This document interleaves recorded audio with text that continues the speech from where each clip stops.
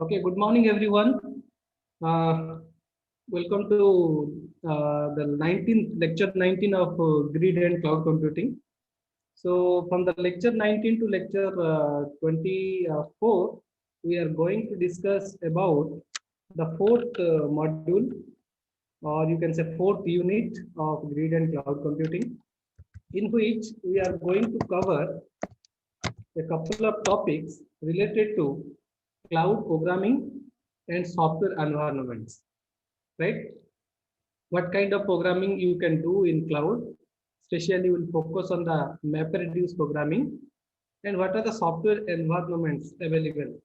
I'll tell you about ANEC proposed by Professor Rajkumar Bhuiya and some other software environments like we'll discuss about Google App Engine and Amazon AWS, Amazon Web Service, Microsoft Azure, and some other software environments also we are going to discuss.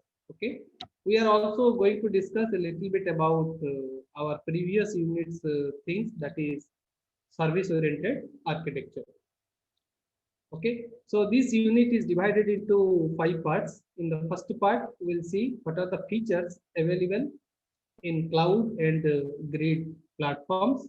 Okay, especially we cover the capabilities and traditional features, let's say data features and features for programmers and runtime systems to use, that we'll discuss.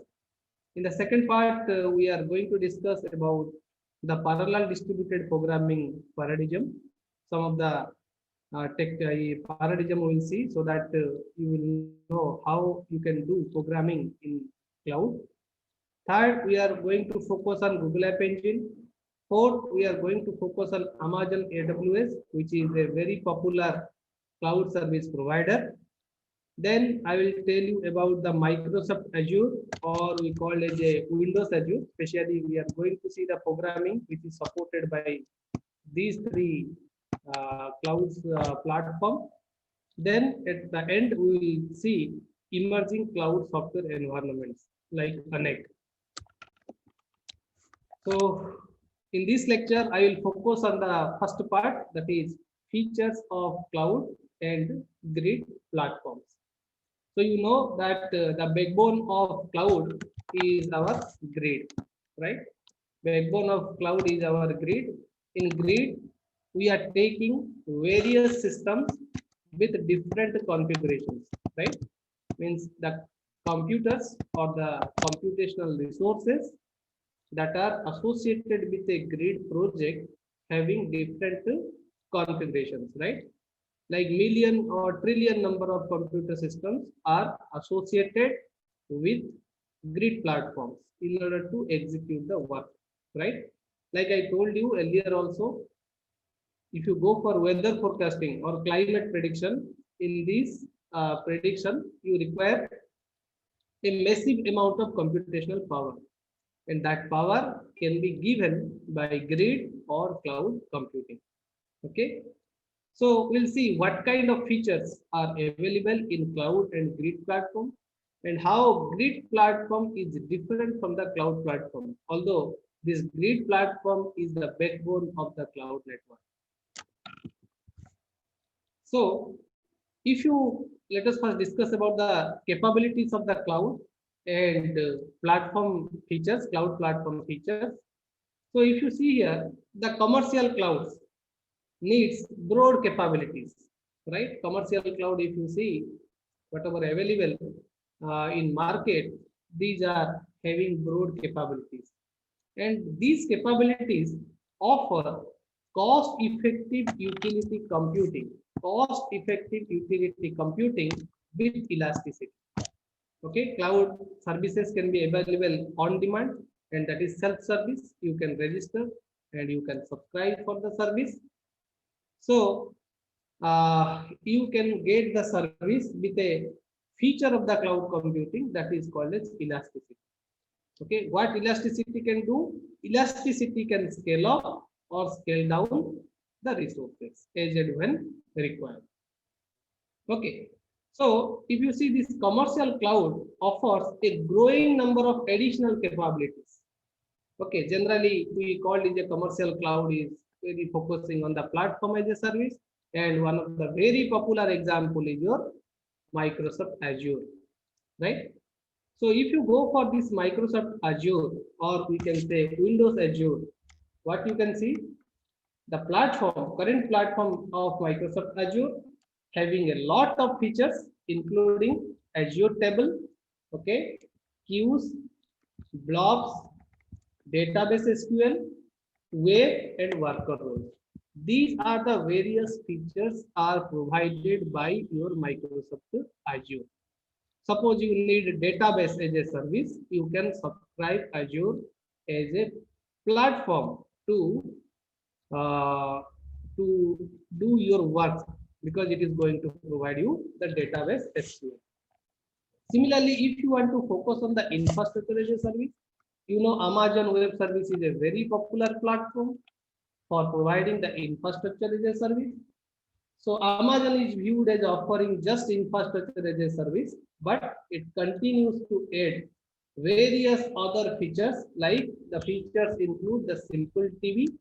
This Simple TV database is same as your Azure table, which is available in Microsoft Azure. Okay. Similarly, it is also providing queues like Azure, notifications, that is event notifications, monitoring, the very popular content delivery network, relational database, and MapReduce. Okay, is a specific programming used in the Hadoop platform. Okay, so these are the features provided by Amazon and Azure. Let us see the third platform, that is Google App Engine. Generally, it is covering your three services: infrastructure, platform, as well as your software as a service. Okay, and if you go for this Google App Engine, okay, offers a powerful web application development environment. Suppose you want to develop a particular web application, so you can subscribe Google App Engine or GAE in order to get the service. Okay. So nowadays, this is a these are the features provided by various platforms. But if you see in the cloud context, okay, in the cloud context, if you see, all the cloud service providers are now concentrating how they can provide all types of services. Earlier they are focusing on the infrastructure, somebody is focusing on infrastructure, somebody focusing on the platform, somebody focusing on software as a service. But now they are thinking how they can provide all types of services. So that is the future of the cloud computing, in which a single cloud service provider is going to provide all types of services. Now let us see, there are some cloud platform capabilities are there, right? So the very first capability here you can see, that is called as your physical platform, or you can say virtual platform, right? You know that you are creating virtual machines. Already we have seen in Amazon S3, we are creating the bucket. So while you are creating the bucket, it is giving you a virtual computing platform. But if you see in the data center perspective, it is a physical platform, right? Earlier we are using physical platform, that is our the things are available in our premises. But if you see from the data center perspective, it is physical. But whenever you see, you're looking your end, you are getting the resources virtually, right? And this virtual platform, if you go, it is having many more capabilities than the physical platform. Because as and when required, you can subscribe a particular service, or you can unsubscribe a particular service. Okay. And these virtual platforms also giving you the isolation, because it is enabling you to use the resources of the same physical machine. For example, two users want to use the same physical machine. That is possible by the help of virtual computing platform, but it is not possible in the physical platform. The second capabilities is your massive data storage. You know the data that is there, right? Nowadays also, whatever, if you see your email box also, you can see how much, what is your how much space you are using out of 15 GB. So if you go for the cloud context, if you see the data storage is very huge. Okay, if data storage is very huge, processing the data is very difficult. Okay, in order to process the data, that data is also very difficult. So how you can efficiently process this data? Okay, that's why many people are having distributed file system. Distributed file system enables to store the data into multiple locations. What is the advantages you are going to get? The first advantages you are going to get is that if there is a failure in a particular part, then it will not affect to other. And one data is residing in multiple places. So if a data is corrupted or data is the server is failed or the storage device is crushed, then that can be retrieved from others. That is the advantages you are going to get. Similarly, the third capability is your massive database storage service. So in this case, you can see like we are using database management system, right? In the database management system, you can see the massive database storage service are needed in the cloud. Okay, and DBMS manages these database very nicely, right? So you can see some distributed file systems are sufficient to provide underlying storage service application developers. Okay, underlying storage. So these distributed file systems are can be segregated into various storage, and service application developers need to save the data in a more semantic way. If you store the data in a proper directory or proper registry is maintained, then retrieving the data is much easier. Okay, so you have to see while you are keeping your data, like in our computer also, we are keeping the data in various drives, right? So we have to ensure that whatever data available in these drives, if a later point of time, if you are going to access the data, right, then it can be easily accessible, right? That is the objective. Third capabilities is your massive data processing method and programming model. So in this case, what happened? The programmer needs to be able to harness the power of these machines. If you have a large machine, as we have a very powerful machine, without considering the tedious infrastructure management issues, such as our network failure or scaling the running code to use all computing facilities provided by the platform, right? So you have to develop a programming model, like MapReduce is providing a programming framework. In that framework, you can process a huge amount of data. Okay. So these are the various capabilities. Apart from these capabilities, there are some other capabilities are also there. That is workflow and data query language support. In workflow, you are maintaining a proper structure in order to decide which work or which component need to be executed first. So here you can see there is a dependency between various components. So you have to follow that structure in order to process the work. So here also you can use the structured query language in order to like SQL is used in our database system. Here also you can use structured query language which can be used and query can be written in order to retrieve the data in a better way. Next capability is your programming interface and service deployment. You are accessing any websites or you are accessing any web page through a web browser, right? Or a portal or a portlet. So this programming interface and service deployment, through this programming interface, you can access the cloud, and with your request, the cloud service provider is going to provide you a service as per your requirement, right? That's why it is one of the capability. Next is the runtime support. In runtime support is transparent to the user and their applications. It is completely transparent. Generally, we are maintaining the middleware.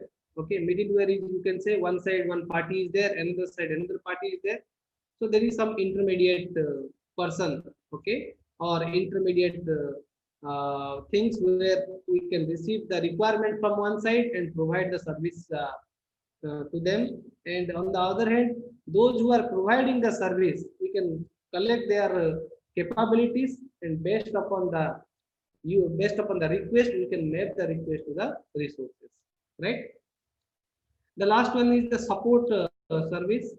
In the support service include your data service as well as your computing service. Data service is focusing on the data intensive work. Computation service is focusing on computational work. So if you can see in this particular directed acyclic graph, if you are spending more time in these nodes, then you can say it is computational intensive. But if you are spending more time in the communication, the data transfer is more, then we can say that is a data intensive application, right? The next one is, we will see there are some low level infrastructure features are also provided by these cloud platforms. The very first one is called as accounting. Accounting means it is related to, or it is includes your economics. Okay. So for the commercial cloud, it is very much important how you are going to get more revenue. That is the main features of our cloud, right? Any cloud service provider, the main goal is that how they will manage the resources, how they will accommodate many users, so that they can get more revenue. That is the main part. Second is your appliances. In appliances, you can see pre-configured virtual machines are there. So virtual machines are, templates are available. By using that templates, you can create a particular virtual machine. Or whenever you are making a particular request, some virtual machines are already available. So what is the advantages? In order to launch a virtual machine, it will take very less time, right? If something is already there, like you are visiting a particular restaurant, in that restaurant, some foods are already available. Okay, so what will happen? The serving time will be less. Similarly, in this case, the pre-configured virtual machines are there so that you can easily access it.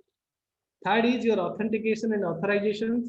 You have a single username and password to control the entire system, which consists of thousands, or you can say more millions or billion computer systems are there. Okay, you can access to these many computer systems with a single sign-on facility. Next is your data transport. So it transports the data between the job components. Okay, so it may be within the grid or within the cloud. Okay, one of the very popular example you may know, that is called as your BitTorrent. Okay, we are downloading movies from our softwares from the BitTorrent. So that is one of the features. Next is the operating system. Irrespective of the operating system, you can use the cloud, like Apple or Android or Linux operating system or Windows operating system. Program libraries, like whenever you want to switch from one cloud service provider to another cloud service provider, or whenever you want to migrate from one machine to another machine, there you are creating the images, and these images need to be transferred from one machine to another machine, so that the same work can be resumed in another machine. Next one is the registry. In the registry, we are maintaining the records. Okay, what are the capabilities of a service provider? Whatever the services are required, or services are rendered by the cloud consumer. So for that, we are maintaining a registry. The service provider can register a particular service. Service consumer can search for a particular service through this registry. Some other features you can see, the low-level infrastructure features include the security. Security plays an important role through authentication, authorizations, or you can say trust. Trust is the very important factor nowadays. Due to this COVID scenario, you are purchasing many things from internet, right? Any online shopping website you are visiting, you are purchasing the things. So while you are purchasing, you are relying on the well-known companies like Flipkart and Amazon and Myntra, because you have a trust on these companies. Similar kind of trust is required for cloud. You can use the scheduling platform, the very popular Condor. Condor is used for the job scheduling in cloud, your grid computing. You can use such things. That is also one of the feature.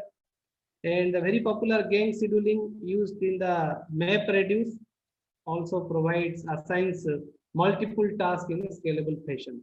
You can decompose a work into small works, and each and every individual work you can assign to a particular machine.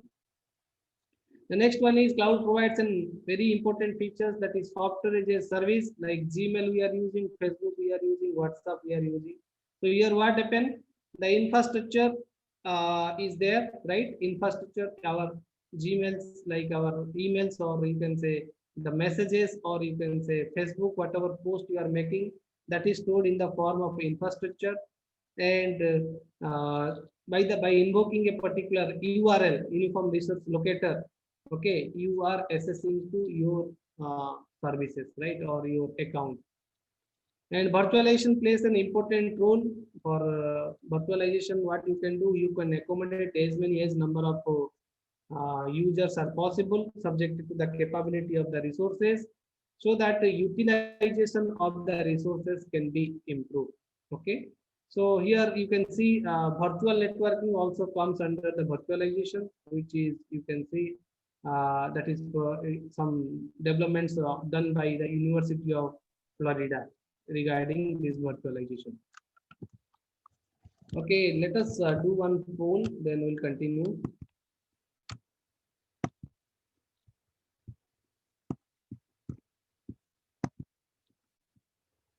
So you have 1 minute time. So please answer this question.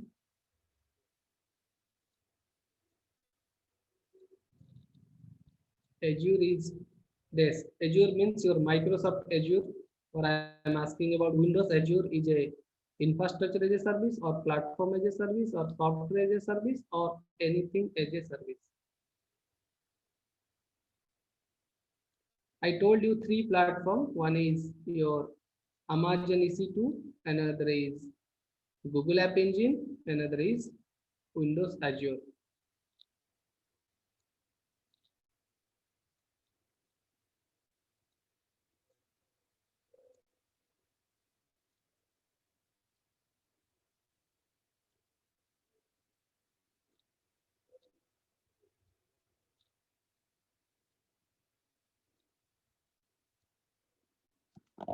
You have 5 seconds left.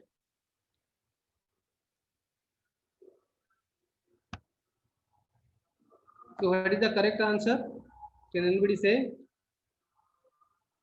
What is the correct answer?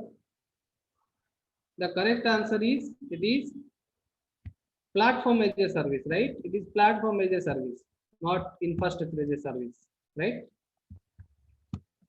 Now we'll discuss about the traditional programming environment for parallel and distributed system, okay, that need to be supported in the cloud environment. Okay, whether it is a cluster or grid or parallel computing environment, we'll see how it is supported in the cloud environment. So first one we can see, that is called as a cluster management. I told you a group of computers that are present in a lab can make one cluster, right? In a lab you have 30 computer systems. These 30 computer systems can form a cluster because they are having a homogeneous setup, right? Means each and every computer system is having same configurations. So what I can do, I can connect them and make one node as a cluster manager, and that cluster manager, what it can do, it can distribute the works to each and every individual nodes. So here you can see the rocks and packages offering a range of tools to make it easy to bring up the clusters. So you can use these things. Next one is your data management. In the data management, you have a very voluminous data, or you have a massive data. If massive data is there, how you are managing the data? That's why I told you registry is very much important. If registry is properly maintained, then what you can do, you can easily assess a, or you can easily search, or you can easily locate a particular service. So in order to go for the data management, metadata, which is data about data, okay, plays an important role. In the data management also, we are using SQL, or you can say NoSQL. Okay, is very popularly used. You can go for grid programming environment, like one of the very popular environment we discussed in the last unit, that is called as Open Grid Service Architecture, or we called as OGSA. Okay. Similarly, another architecture is there, that is SAGA, Saga. Okay, these programming environments you can use. And in order to implement these things, you need threading concept. Or in operating system, you may have studied multi-threading concept, or message passing interface, that is MPI, or OpenMP. So these are the things you can use so that you can parallelly execute a work in multiple resources. Okay. The next one is your portals. The portals are nothing but the science gateways. Okay. And these portals, like one of the very popular portals we have studied, that is called your Auth0. Okay. So it is available now in the cloud. So Azure Web Roles and GAE is also using these things, right? These portals in order to provide the services. So you can see here cluster, grid, and parallel environments. They are integrating with cloud to provide the services. Okay.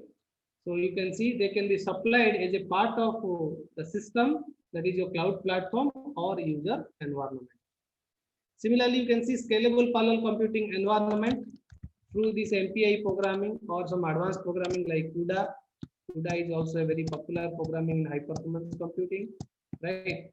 So these particular parallel programming environments you can use, right, in order to process a very big computational work. Next, come to the virtual organization. In the virtual organization, from the specialized grid solution to the popular 2.0.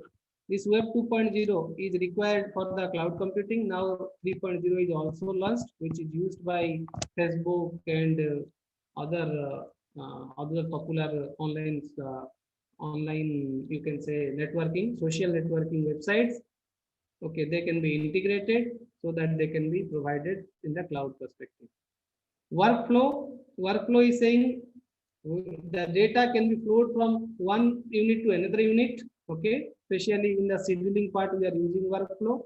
So you can apply such things within the grid, or between the grid, or between the grid and cloud, right? That is the things you can do, right?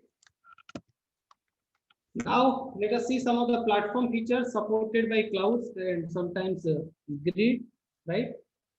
So in this platform, you can see, so these features are not offered on academic cloud infrastructure, such as if you go for the Equiliptus is one of the cloud service provider, Nimbus or Open Nebula or Sphere. Okay, these features are not offered, but other commercial cloud case, these features are available.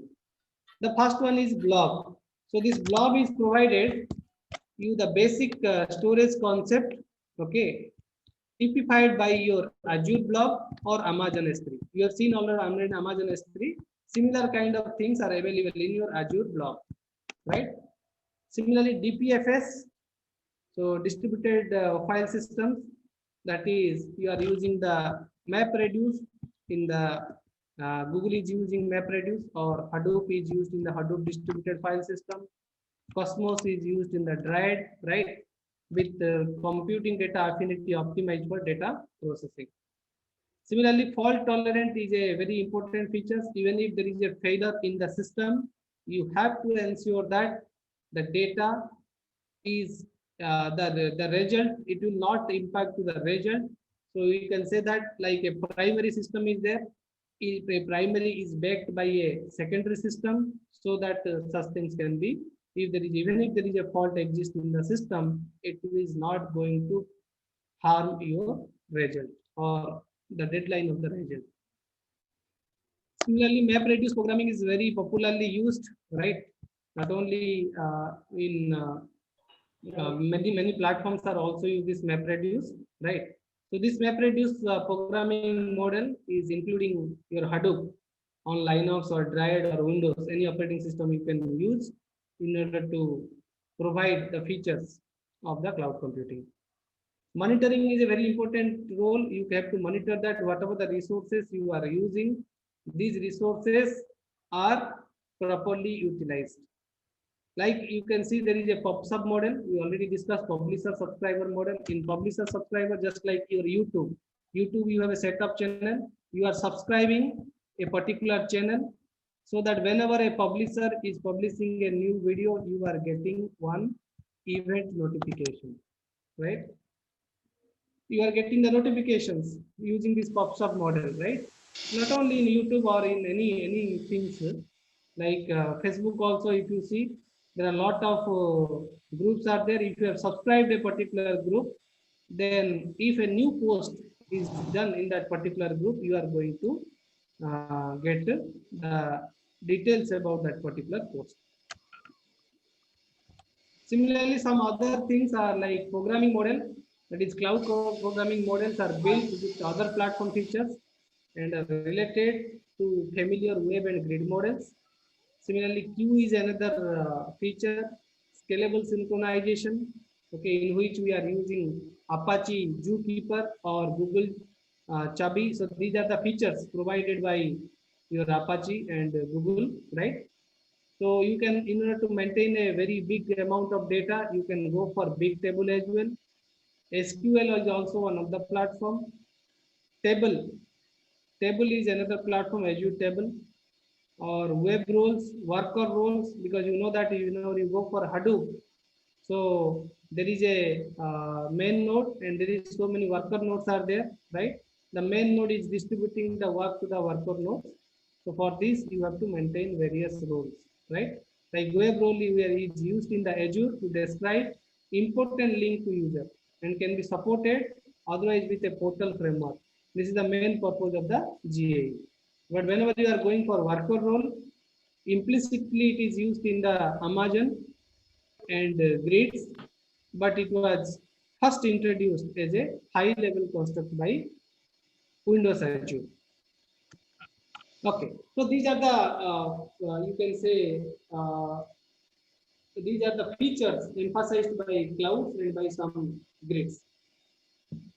So let us see some of the traditional features common to grid and cloud. What is there in the grid, also there in the cloud. So here we are going to concentrate on workflow, data transport, security aspects, availability. So these are the things that are commonly used in the grid and cloud that we are going to discuss. So you know about the workflow. I told you generally workflow is there in the scientific and engineering applications, which looks like our directed acyclic graph. Okay. So in the workflow, many projects are there, not only in US and Europe. Here I mentioned US and Europe. And you can see the workflow is found many projects in various countries, right? Like some real life workflows include Pegasus, Taverna, Kepler are very popular, right? And Trident from Microsoft Research is built on top of the Windows Workflow Foundation. Workflows links multiple cloud and non-cloud services. So not only it is linking the cloud services, it is also linking your non-cloud services in a real application on demand, right? So many workflows are there, like scientific workflows also includes your epigenomics, SIPST, LIGO, so many workflows are there in which you can process your compute intensive task or data intensive task. The next one is the cost. The cost is associated with your time and money, right? Okay, the cost is here we are focusing with time. Let's say you are using a computational resource for X amount of time, so you are going to pay for that cost, right? You are paying some money, right? So it is a very important role in the commercial cloud, okay? But whenever you are moving, these things is very difficult. You will face the difficulty in using the cloud, okay? So this is all about your data transport. Okay. Other things are like if commercial clouds becomes an important and component of, you can say, the national cyber informatics, cyber infrastructure, we can expect the high bandwidth link will be made available between the clouds and TeraGrid. So TeraGrid is providing the infrastructure and cloud is there, so they can interact with each other through a link so that the data can be transport very easily. HTTP mechanism also it is used to transport the data on academic systems to TeraGrid and commercial clouds. So we are invoking the HTTP protocol in order to access a particular website, and through this HTTP you can also give some request like get request and post request to the service provider. The next angle is your service security, privacy, and availability point of view. So there are a lot of issues with their possible solutions are there. One is use virtual clustering to achieve dynamic resource provisioning with minimum overhead cost. As the resources are provided virtual, okay, these resources can be provided dynamically, okay, and as the resources are provided dynamically and virtually, so you can minimize the overhead cost. Okay, so this is a problem associated with this is a particular problem and emerging challenges, but there are a lot of solutions are there also. So use stable and persistent data storage with fast queries for information retrieval. Okay, in order to access the data, what you need a stable and persistent data storage so that the data can be accessed very fast. Okay, and the amount of time required to access the data is less. We can use the spatial APIs for authenticating the users and sending emails using the commercial account. Like you are writing your username and password, maybe you have given with a email ID of your institute. So through that also you can access the you can be authorized to as a genuine user and you can send the emails. Some other issues is that the cloud resources are accessed with the security protocols such as HTTPs and secure socket layer protocol in order to secure the system. Fine-grained access control is desired to protect the data integrity and deter intruder and hackers. So you have to assure that the data, whatever available, that should not be easily captured by a hacker. Shared data sets are protected from the malicious alterations, deletion, copyright violations. So if a data is shared among various users, you have to maintain the log, who is altering the data, who is editing the data. Okay, they should not violate the copyright. Features are included for availability enhancement and disaster recovery with the live migration of the virtual machines. You can migrate the virtual machine from one physical machine to another physical machine, which supports your disaster recovery. Use a reputation system to protect the data center. If you are using a reputation system, right, that reputation system is going to protect the data center. So this system only authorizes the trusted client and stop pirates. Like whenever you are purchasing a particular antivirus, you have to ensure that that thing should not be used by others if it is a meant for a single user. The next thing is your program library. In program library, many efforts have been made to design a virtual machine image library to manage images used in the academic as well as in the commercial cloud. The basic cloud environment described here, you can see, include your many management features, allowing your convenient deployment and configuring the images, just like your infrastructure as a service. And blobs and drives are used like Google Drive we are using, or you can say blobs is used in the Azure, or Amazon S3 is a very popular web services. You already aware of it. And these blobs and drives also attach directly to the computational instances, just like your Azure drives or Elastic Block Store for Amazon. The cloud storage also you can use here intrinsically. Okay, it is providing the fault tolerant, while TeraGrid needs your backup storage. You can also go for the distributed file system is one of the data features. So in which we are using MapReduce and Hadoop or Cosmos, or which is using your Drive, right? These are the things available. So this DPFS, if you see what it is doing, it is there is a possibility that you can link DPFS to basic blobs and drives. Okay, the DPFS can be linked to your blobs and drives. And we are using this DPFS as an application-centric storage model with compute data affinity and blobs and drives as the repository-centric view. And this DPFS is designed for efficient execution of your data-intensive applications, where you are giving more emphasis on the data flow rather than your computational flow. The importance of the DPFS for linkage of with Amazon and Azure is very not clear. The linking of Amazon with Azure is not clear. So these clouds do not offer the fine-grained support. They are providing provide the medium-grained or coarse-grained support, but they are not providing the fine-grained support. Where fine-grained is the detailed view, but coarse-grained is an abstract view. Next is your SQL and relational database. Amazon and Azure is providing a lot of relational databases. Okay, you can go for also FutureGrid. FutureGrid is focusing on patient-related medical data, how you can do some meaningful observations. Okay, using this patient and related medical data.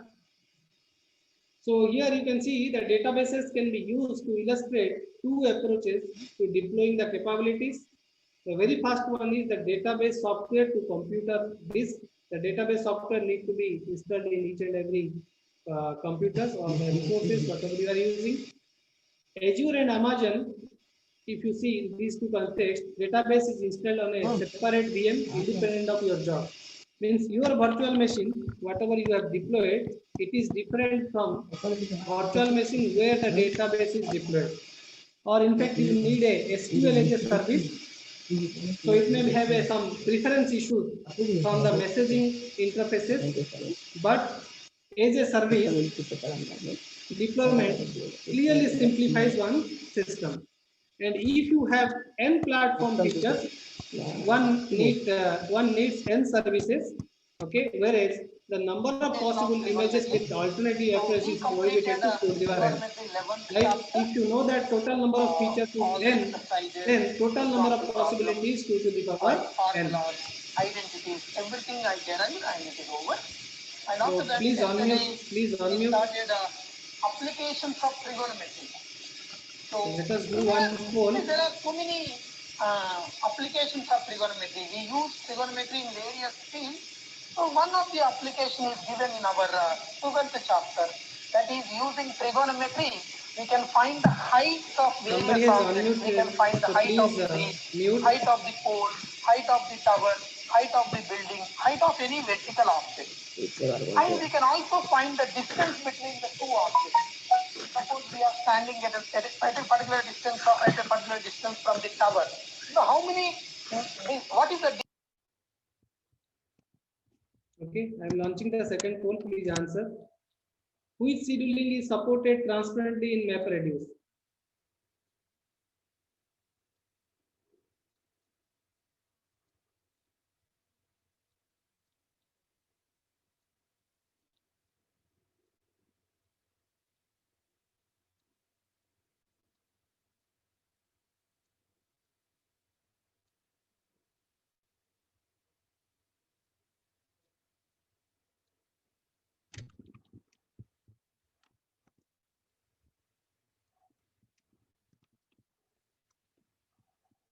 Okay, let us stop the poll.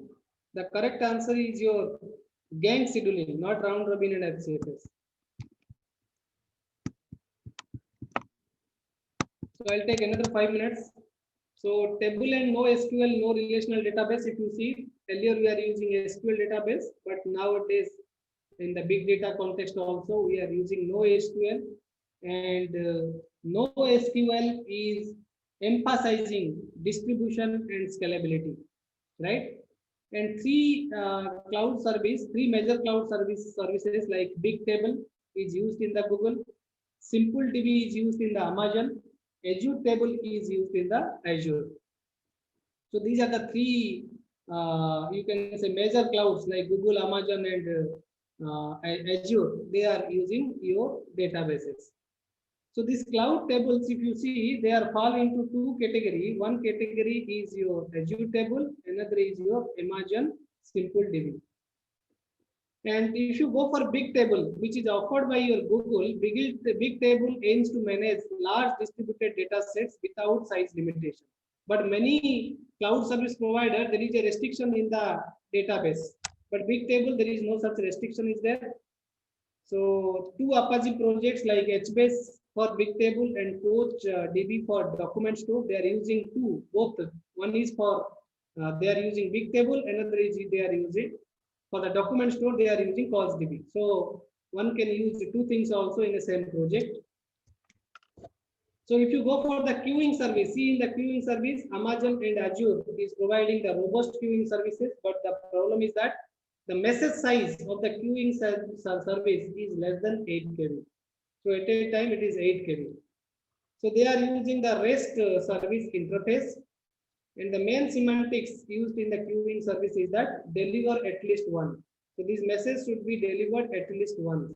So once a timeout, in network also, whenever you are sending a particular packet, if there is a timeout, then what you are doing, you are resending the message. So your timeouts for posting the length of the time allowed for a client to process. So you have to give a specific time. Once the time is expired, you assume that there is a timeout. So what you will do, you will again send that packet. Then there is a worker and web role perspective. If you see, the role introduced by your Azure provide non-trivial functionality while preserving the better affinity support that it is possible in a non-virtualized environment. So what is the main purpose of this worker roles? It is used in the is a basic schedulable processes and it is automatically launched.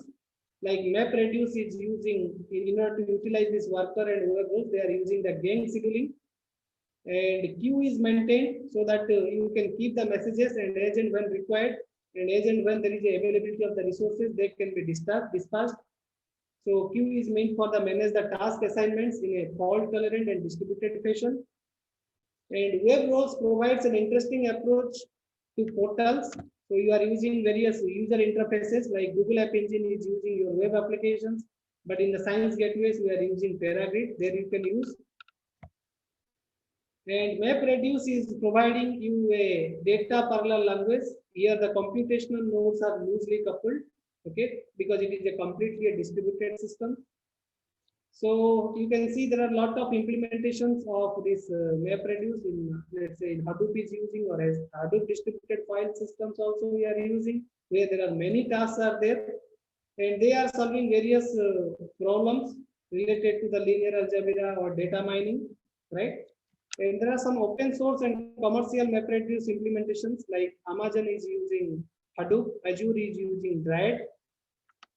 So this is a very comparison of your MapReduce type system. MapReduce, you can see most of the cloud service provider like Google is using MapReduce, Apache Hadoop is using MapReduce, your Microsoft Dryad is using your MapReduce, Twister is using MapReduce, Azure Twister is using MapReduce. Like that, you can compare how their programming models, data handling, scheduling, failure and handling, HLL support, environment, and intermediate data transfers are different from each other. Next is if you go to the cloud programming models, you can see Google App Engine and my Manjarasoft Connect. Okay, Manjarasoft is a company by Professor Rajkumar Bhuiya in University of Melbourne, Australia. So they are providing various programming models in which you can use the existing programming model and you can modify as per your requirement. So what you can expect here, we can expect users to package their programs so that no special support is needed to enable the software as a service. So user can deploy their applications or user can manage their own package. So they need not require any kind of special support from these platforms like Google App Engine and Manjarasoft in order to provide the service. So we desire a software as a service environment that provides many useful tools. Like in software as a service, we are using many websites like or many online social networking website like Facebook, WhatsApp, these things, right? So to develop the cloud application over the large data sets, right? So these are the cloud programming models. Many cloud programming models are provided by Manjula Software.